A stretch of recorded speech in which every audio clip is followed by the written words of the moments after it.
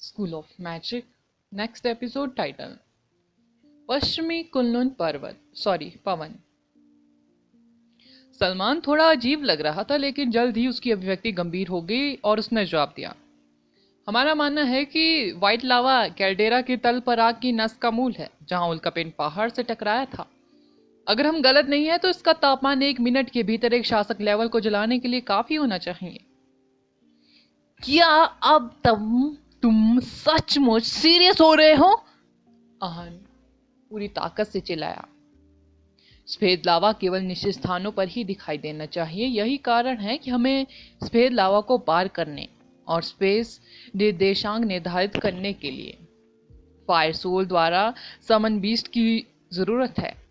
हम में से कोई भी अंदर नहीं गया, इसलिए आपको स्थिति के अनुसार कार्य करना होगा। यदि आपको सफेद लावा को पार करने का कोई रास्ता नहीं मिलता है तो आपको स्पेस के स्क्रोल के साथ छोड़ना होगा, सलमान ने कहा।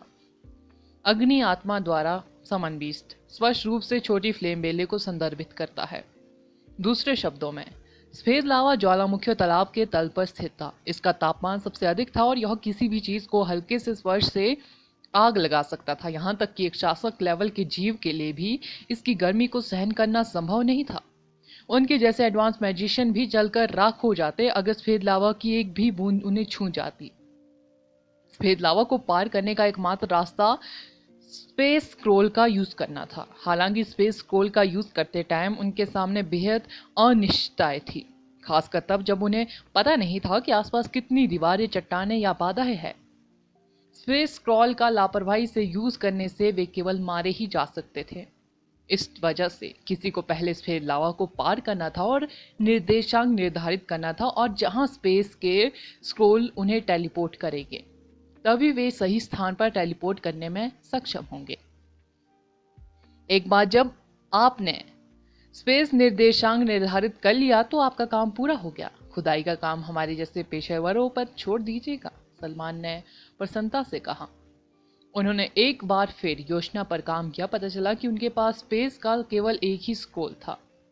यह वर्तमान में विशाल के हाथों में था, जो स्वयं भी एक स्पेस मैजिशियन था। यह शर्मा कबीले से ही थे जिन्होंने उन्हें अत्यंत दुर्लभ जादुई स्क्रोल प्रदान किया। आदर्श इसे सुरक्षा उपाय के रूप में रखने में बेहद खुश होता, लेकिन यह असंभव था कि विशाल उसे यह दे देता। सभी मैजिक स्क्रोल्स असामान्य थे। केवल बेहद कम गुटों के पास ही मैजिक स्क्रोल्स का बनाने का कौशल था। स्पेस स्क्रोल जैसी असाधारण चीज का तो जिक्र ही ना करे। आदर्श ने आचार्य को पहले भी इसका यूज करते देखा था, जब वे माउंट टायरेंट के टॉप पर थे। आदर्श को अभी भी अपनी रीढ़ की हड्डी में ठंडक महसूस हो सकती थी जब भी वह बादलों के ऊपर डीमन प्राणियों की विशाल छाया और उनके ऊपर मंडराते हुए विशाल हाथ को याद करता।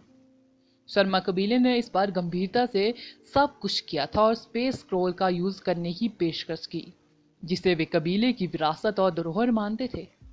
भागते समय स्पेस स्क्रोल से बेहतर कुछ भी नहीं था। यह जितनी दूरी तय कर सकता था वह ब्लिंक का यूज करने से कहीं अधिक थी। आदर्श का ब्लिंक उसे 300 मीटर से भी कम दूरी पर टेलीपोर्ट कर सकता था। ज्वालामुखी और तालाब की दीवारें स्पष्ट रूप से 1000 मीटर से अधिक मोटी थी, इसलिए उसके लिए ब्लिंक झपकते ही ज्वालामुखी और तालाब से बाहर टेलीपोर्ट करना असंभव था। गलती से लावा में टेलीपोर्ट होने का विचार पहले से ही उसके विचारों पर बेहद दबाव बना रहा था। जब टीम की तैयारी पूरी हो गई तो उन्हें गड्ढे में कूदने के लिए उपयुक्त टाइम की जरूरत थी। सलमान ने हर समय ज्वालामुखी और तालाब पर अपनी नजरें गड़ाए रखी। वो संकेत देने से पहले एक लंबे अवसर की प्रतीक्षा कर रहा था। हर बार जब विस्फोट के परिणाम स्वरूप कोई खोखलापन दिखाई देता तो लावा पूरे स्थान पर बिखर जाता। लावा के ऊपर उड़ना आत्महत्या के समान था, इसलिए टीम किनारे पर धैर्यपूर्वक तब तक प्रतीक्षा कर सकती थी जब तक कि जिस किनारे पर वे खड़े थे उसके करीब एक खाली पन्ना बन जाए। यह एक लंबा इंतजार था। गड्ढे हर समय दिखाई नहीं देते थे और ज्वालामुखी और तालाब के आकार के कारण अधिकांश गड्ढे या तो केंद्र के करीब दिखाई देते या उस तरफ दिखाई देते जहां टीम थी। शिवा ने कहा, यह यही है, अगला हमारे बेहद करीब है। नहीं नहीं, यह नहीं चलेगा। यह लंबे समय तक नहीं चलेगा। इससे पहले कि आप नीचे तक पहुंच सके खालीपन भर जाएगा। सलमान ने अपना सिर हिलाया। लेकिन हमने बेहद लंबे टाइम तक इंतजार किया। हम इसमें जल्दबाजी नहीं कर सकते। ऐसा लगता है कि हवा हमारी दिशा में बह रही है। लावा हम पर बरसने वाला है। क्या हमें कोई दूसरा स्थान चुनना चाहिए? आदर्श ने कहा। हम यही इंतजार करेंगे, थोड़ा धैर्य रखो। कुणाल टीम में एक इम्पॉर्टेंट भूमिका निभा रहा था क्योंकि वह एक आइस मैजिशियन था।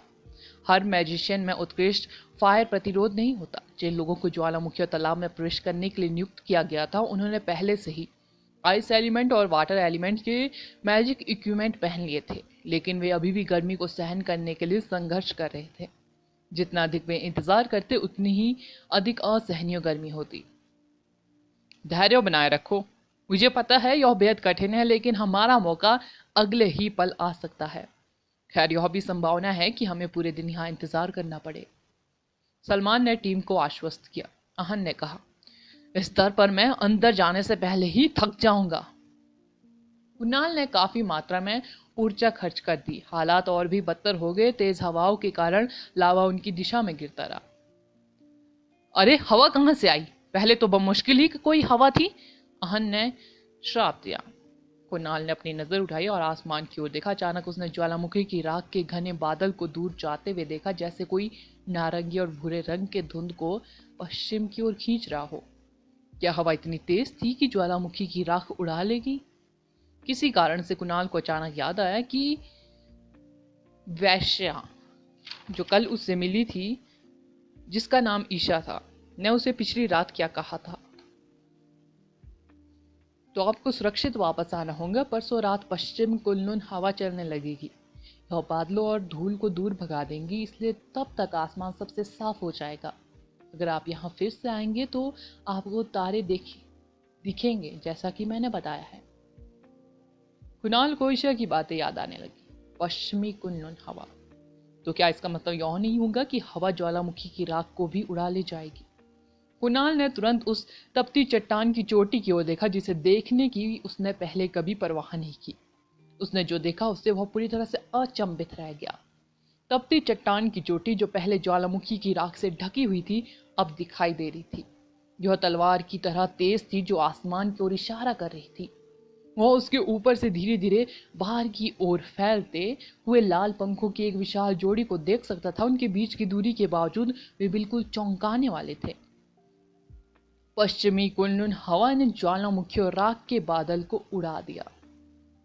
कुणाल ने सलमान के इस उल्लेख को भी याद किया कि सनरिज का अधिपति कुछ समय से अच्छा व्यवहार नहीं करता था। क्या वह उस समय की बात कर रहा था जब पश्चिमी कुनलुन हवा बह रही थी? अरे, हवा को इस समय क्यों आना पड़ा? सलमान चिल्लाया जब उसे अंततः एहसास हुआ कि क्या हो रहा है। ईशा यहीं के आसपास पली बड़ी थी। वह पहले ही मैजिशियन नहीं थी, लेकिन वह कुनलुन पर्वत पर मौसम के बदलाव से परिचित थी और सटीक दिन जानती थी जब तेज हवा चलेगी। कुणाल को इसके बारे में पिछली रात पता चला, लेकिन उसे यह नहीं पता था कि दोनों घटनाएं आपस में जुड़ी हुई थी। उन्होंने यह नहीं सोचा था कि ज्वालामुखी की राख, जिस पर वे प्राणी की दृष्टि और इंद्रियों से खुद को छिपाने के लिए निर्भर थे, पश्चिमी कुनलुन हवा द्वारा उड़ा दी जाएगी। अब वर्षा गंभीरता से आग में थी। ज्वालामुखी तालाब के ऊपर लोगों का समूह महान शासक की गर्वित निगाह के नीचे पूरी तरह से उजागर हो गया। इसकी आंखें स्पष्ट रूप से एक शासक लेवल के प्राणी के रूप में तेज थी। यह आसानी से अपने आंखों को उनकी वर्तमान दूरी पर बंद कर सकता था। School of magic next episode title, हिंसा को रोकने के लिए हिंसा का यूज करना। आदर्श, कोई भी अन्य एडवांस मैजिशियन डर जाएगा यदि वे जंगल में कमांडर लेवल के प्राणी से टकरा जाए। हमें हर कुछ दिनों में एक शासक लेवल के प्राणी के पैर की उंगलियों पर क्यों कदम रखना चाहिए? क्या हम अब निषिद्ध मैजिशियन हैं? अहन ने जितनी जल्द तेजी से भाग सकता था भागते हुए कहा। अकेले पश्चिम कुनलुन की हवा बेहद तेज थी। सूर्य पर्वत की अग्नि पंख वाला शासक द्वारा उन पर उड़ान भरने के बाद उनकी दिशा में आने वाले शक्तिशाली झोंकों की तो बात ही छोड़िए।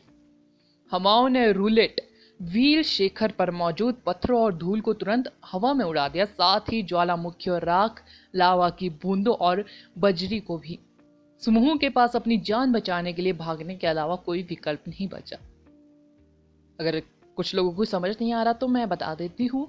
जब हवा चली तो वहाँ पर एक बीस्ट था जो बिल्कुल लावा की तरह घुल मिल चुका था, तो वह अब दिखाई देने लगा और वह उनके पीछे पड़ चुका है।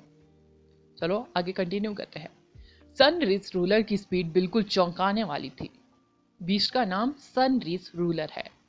जब समूह ने उसे देखा तो वह कई पहाड़ियों और घाटियों से दूर था। फिर भी जब वे कुछ कदम ही चले थे तब वह प्राणी 3 किलोमीटर से भी कम दूरी पर था। रूलर लेवल का प्राणी 1 किलोमीटर की दूरी से एक एडवांस मैजिशियन को तुरंत मार सकता।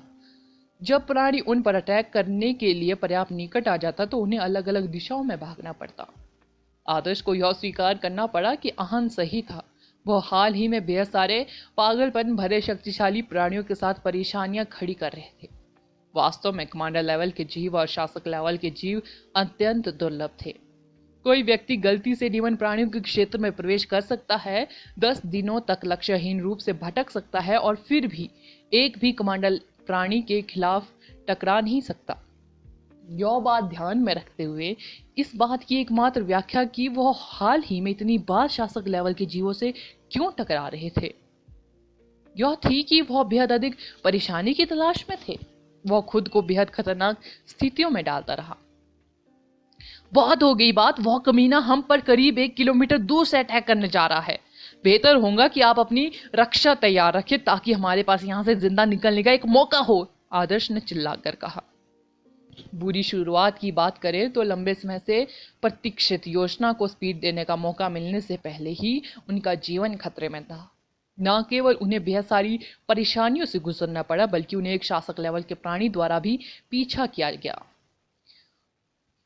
पंखों वाला एक शासक लेवल का बीस्ट आमतौर पर सबसे मजबूत एडवांस विंड मैजिशियनों से 6 गुना तेज होता है। हमारी स्पीड एक एडवांस विंड मैजिशियन की आधी भी नहीं है। भागने की कोशिश करना बेकार है, चुटकी ने कहा, जैसा कि खतरा उसकी चिंता का विषय नहीं था। तो क्या आप हमें बता रही है कि हमें भागना नहीं चाहिए? आहन चिल्लाया। उनकी स्थिति में भागने की कोशिश करना वास्तव में बेकार था। अग्निपंख वाले शासक की स्पीड एक विशाल बाज की तरह थी। दुर्भाग्य से वे खरगोश नहीं थे क्योंकि खरगोशों के पास अभी भी एक बाज से भागने का मौका था। वे इसके बजाय अनाड़ी सुअरों के झुंड की तरह थे, एक ही दिशा में भागते हुए दृश्यमान और धीमी गति से चलने वाले लक्ष्य। सबसे भयानक बात थी कि रूलेट व्हील के शिखर पर कोई छत नहीं थी। ऐसा महसूस हो रहा था मानो अग्नि पंखों वाला तानाशाह भोजन की मेज पर आकर वहां पर परोसे गए भोजनों का आनंद लेने की कोशिश कर रहा था। आहन, यह केवल 2 किलोमीटर दूर है। आदर्श ने दूरी का अनुमान लगाने के लिए पीछे मुड़कर देखा और कहा। उग्र पंखों वाला तानाशाह उतना विशाल नहीं था जितना आदर्श ने कल्पना की थी। जब वह 2 किलोमीटर दूर था, लेकिन उसके पंखों का आकार अविश्वसनीय था। वह स्पष्ट रूप से अविश्वसनीय स्पीड वाला शासक लेवल का प्राणी था। इस प्रकार का डीमन आमतौर पर अधिक घातक होता था क्योंकि इसके शिकार को भागने का भी मौका नहीं मिलता। चिल्लाना बंद करो, मैं तैयारी कर रहा हूं, मुझे टाइम दो। आहन ने तुरंत देखा कि जैसे ही वह मुड़ा, प्राणी अपने ज्वलंत पंखों को फड़फड़ाते हुए उन पर जलते हुए प्रोजेक्टाइलों दाग रहा था, जो कि उल्कापिंड की तरह थे जिन्होंने समूह के भागने के रास्ते को बंद कर दिया। एक घर के आकार के कई उल्कापिंड आगे के रास्ते पर जोर से गिरे। हर कोई तुरंत अलग अलग दिशाओं में भाग गया। अलग मत हो, सलमान चिल्लाया जब उसने 2 मेंबरों को विपरीत दिशा में भागते देखा। यह एक शासक लेवल का प्राणी है। अगर हम अलग हो गए तो हम एक एक करके मर जाएंगे। अगर हम एक साथ रहे तो हमारे पास लंबे समय तक टिके रहने का एक मौका हो सकता है, चुटकी ने कहा। दोनों मेंबर स्पष्ट रूप से नहीं सोच पा रहे थे, लेकिन फिर भी वे मुड़े और टीम के साथ भाग गए। लानत है, इसकी हमले की सीमा 1 किलोमीटर से अधिक है, आत्मादीप ने कहा। और बूढ़े, आत्मादीप कहाँ है? क्या उसे उस जीव पर नजर नहीं रखनी चाहिए थी? वो क्या कर रहा है? आहन चिल्लाया। वे दूसरी तरफ तैयारी कर रहे होंगे। उन्हें उम्मीद नहीं थी कि वह जीव हमारी ओर आएगा। अभी हार मत मानो, हमें तब तक डटे रहना चाहिए जब तक कि वह यहां नहीं आ जाते। जो हमारा एकमात्र मौका है। देखो, जमीन से आग निकल रही है। सलमान ने आगे की ओर इशारा करते हुए कहा। जमीन से आग की लपटें निकल रही थी, हालांकि वह प्राणी अभी भी 1 किलोमीटर अधिक दूर था। फिर भी वह समूह पर अटैक करने में सक्षम था। जमीन पर आग की लपटें उग गई जैसे कि अग्निपतिया हो। समूह लपटों के बीच से ऐसे निकल गया जैसे कि रेंगते हुए सांप हो। सौभाग्य से समूह में हर कोई एक उच्च लेवल का मैजिशियन था। यदि इसमें कुछ साधारण मैजिशियन शामिल होते तो अब तक पूरी टीम का सफाया हो गया होता। अहन, यह फिर से आ रहा है, आदर्श चिल्लाया। मुझे पता है, चिल्लाना बंद करो, अहन चिल्लाया। हम निश्चित रूप से मरने जा रहे हैं, लानत है, शिवा ने कहा। घबराओ मत, हम अभी भी और कर सकते हैं। कैसे? यह एक शासक लेवल का प्राणी है, शिवा ने कहा। शासक ने पूरी टीम पर भारी डर का साया मंडराया हुआ था। अब तक उन्होंने जो कुछ भी सीखा वह उन पर बरसने वाली आग की भयावह बपतिस्मा की तुलना में बच्चों का खेल जैसा था। यह आ रहा है, विशाल ने निराशा से कहा। वह पहले से ही शासक लेवल के प्राणी की छाया को उनके ऊपर मंडराते हुए देख सकता था। उसने एक चिलचिलाती गर्मी को भी महसूस किया जिसे उसने उन पर आने से पहले कभी अनुभव नहीं किया। उनका बचाव लगभग ना के बराबर था। एक लंबी चीख सुनाई दी। यह बेहद करीब लग रहा था। ज्वलंत पंखों वाला तानाशाह एक आत्मा को कुचलने वाली जलती हुई ड्रिल में बदल गया जो एक कोण पर उन पर गोता लगा रहा था। अहन ने सही समय पर पलटकर अपनी बाहें फैला दी। Titan body! उसके शरीर से एक भूरे रंग की रोशनी फूट पड़ी और एक मजबूत आकृति की आकृतियां बन गई। प्रत्येक छवि पहले वाली से बड़ी थी। अंतिम शैडो लगभग एक तानाशाह टाइटन के आकार की थी। जैसे जैसे इसकी चमक अपनी सीमा पर पहुंची, इसकी रूपरेखा ठोस होती गई। ऐसा लग रहा था जैसे एक टाइटन अपनी भुजाएं फैलाकर अपनी जमीन पर मजबूती से खड़ा हो। उग्र पंखों वाला तानाशाह विशाल सिलहुट में घुस गया। टाइटन बुलबुले की तरह बिखर गया। इस बीच आहन भारी प्रभाव से उड़ गया। वह समूह के सामने गिर गया। बहुत बढ़िया, आदर्श ने खुशी से कहा। टाइटन का शरीर टुकड़ों में बिखर गया, लेकिन उग्र पंखों वाले तानाशाह का सिर भारी प्रभाव से घूम रहा था। वह वहीं स्तब्ध खड़ा था। रक्षा टीम ने टीम को कुछ समय खरीदने में कामयाबी हासिल की। प्रभावशाली, बेहद प्रभावशाली। सलमान की आहन के बारे में धारणा काफी बदल गई जब उन्होंने देखा कि कैसे आहन ने शासक लेवल के प्राणी के अटैक से उनको बचा लिया। यदि सब कुछ योजना के अनुसार हुआ होता तो उनके पक्ष में उनके जैसे डिफेंस मैजिशियनों के साथ उनकी सफलता की संभावना अधिक होती।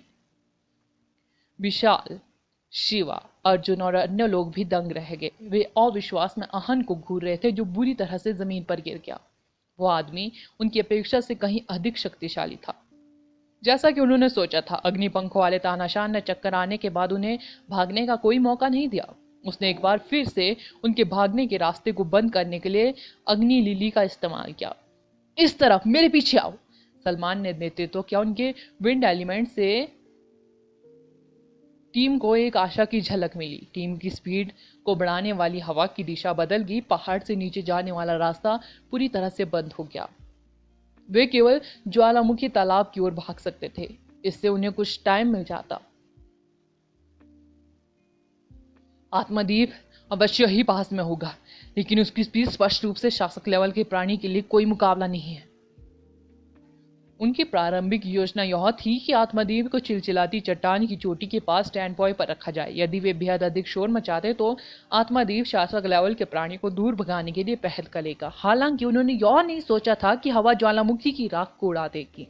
उग्र पंखों वाले तानाशाह ने शिवा को नजरअंदाज कर दिया और उनके पीछे चला गया। शिवा के पास मैजिक विंग्स थे। वह शासक लेवल के प्राणी का पीछा कर रहा था, लेकिन उसकी स्पीड पूरी तरह से उससे कम थी। आदर्श, मैं खत्म हो गया, आहन ने कहा। उसका चेहरा बेहद पीला पड़ गया। धैर्य रखो आहन, बैकअप जल्दी ही आने वाला है, आदर्श ने घायल आहन को सांत्वना दी। क्या हम अगले जन्म में भाई नहीं बन सकते? आहन ने धीरे से कहा। आदर्श द्वारा कई बार धोखा दिए जाने के बाद वह काफी डरा हुआ था। जरूर, मैं तुम्हारा पिता बनूंगा। जाओ मरो। क्या तुम वास्तव में वर्तमान परिस्थितियों में इस बारे में मजाक उड़ाने के मूड में हो? शिवा ने बड़बड़ाया। यह फिर से आ रहा है, कुणाल ने चेतावनी दी। शिवा, तुम भी एक स्पेस मैजिशियन होगे, है ना? यहीं रहो और मेरी हेल्प करने के लिए तैयार हो जाओ। मैं जाकर उस गधे को रोकूंगा, तुम मुझे मत छोड़ना, आदर्श ने शिवा से कहा। यहाँ? शिवा को समझ में नहीं आया कि आदर्श किस बारे में बात कर रहा था, लेकिन इससे पहले कि वह योजना पर आगे चर्चा कर पाते, आदर्श ने दौड़ना बंद कर दिया और वह मुड़ा और उग्र पंखों वाले डीमन का सामना किया, ठीक वैसे ही जैसे आहन ने किया था। छोटी फ्लेम बेले। फ्लेम बेले ने संकेत प्राप्त होने के बाद आदर्श के ऊपर की दरार को अलग कर दिया। वह फ्लेम बेले महारानी के रूप में आदर्श पर उतरी। ऐसा लग रहा था जैसे आदर्श पर किसी अग्निआत्मा का साया हो। प्रचंड सूर्यास्त की लपटें आदर्श के फायर कवच की तरह घेरे हुए थी। वे पहले उसके पैरों से फूटी, फिर उसके पूरे शरीर को ढक लिया। ऐसा लग रहा था जैसे आदर्श ने अभी अभी एक शक्तिशाली कवच पहन लिया हो। आदर्श के पास कोई डिफेंस भी नहीं था। उसने हिंसा को हिंसा से रोकने का निर्णय लिया। उसने अपनी मुट्ठियां भींच ली। उसकी बाईं मुट्ठी पर प्रबल सूर्यास्त की आग तेजी से जल रही थी, जबकि उसकी दाईं मुट्ठी से आपदा की आग तेजी से फैल रही थी। उसने अपनी छाती के सामने अपनी मुट्ठियां एक दूसरे पर पटक दी। जैसे ही फायर मैजिक तेजी से जमा हुआ, दोनों अग्नि क्षेत्र फट गए, जैसे भंवर की आंख में पानी खींचा जा रहा हो। अगला एपिसोड जानने के लिए बने रहे मेरे इस चैनल के साथ। Thank you.